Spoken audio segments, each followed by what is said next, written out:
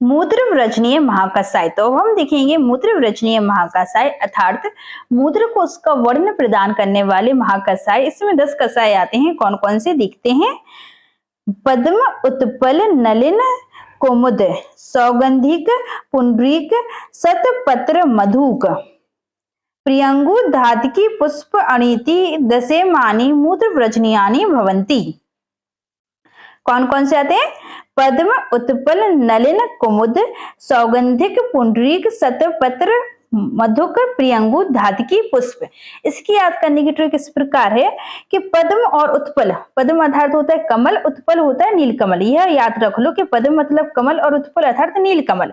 तो पद्म और उत्पल लाए और उनको नल में धोया, उसमें से जिसमें से कम सुगंध आ रही थी उसको वापस पॉन्ड में छोड़ के आए। पॉन्ड अर्थात तालाब होता है ना, तो यहाँ पर उस तरीके से जस्ट ट्रिक के लिए ले सकते हैं कि पॉन्ड, पुंडरीक से पॉन्ड हो जाएगा, तो पॉन्ड या तालाब में उसको छोड़ के आए वापस जिसमें से कम सुगंध आई थी।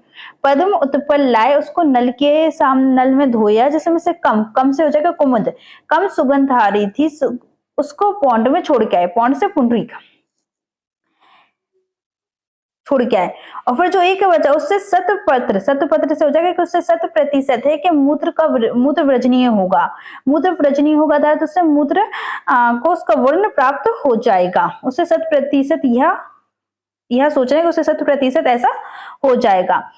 तो ऐसा सोच के उसको इनटेक कर लिया, ले लिया, लेकिन वहां बहुत कड़वा था तो उसके कुछ मधु लिया, कुछ बहुत कड़वा था तो उसके बाद कुछ क्या लिया? मधु लिया। और उसके बाद जब मूत्र विरेचन हो गया तो कहने लगे कि प्रिय धरती का पुष्प है ये।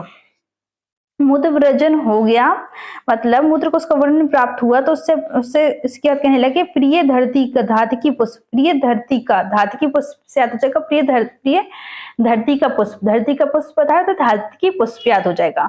तो पद्म उत्पल को लाए, नल के आगे धोया, कम सुगंध वाले को, कम से कुमुद सुगंध वाले को पॉन्ड में वापस छोड़ के आए। 100% इससे मूत्र का वर्जन हो गया। तो उसके बाद कुछ मधु खाया, मधुक हो जाएगा, मधुक और कहने लगे प्रिय धरती का पुष्प है यह हो जाएगी मूत्र व्रजन महाकसाय को याद रखने के लिए ट्रिक।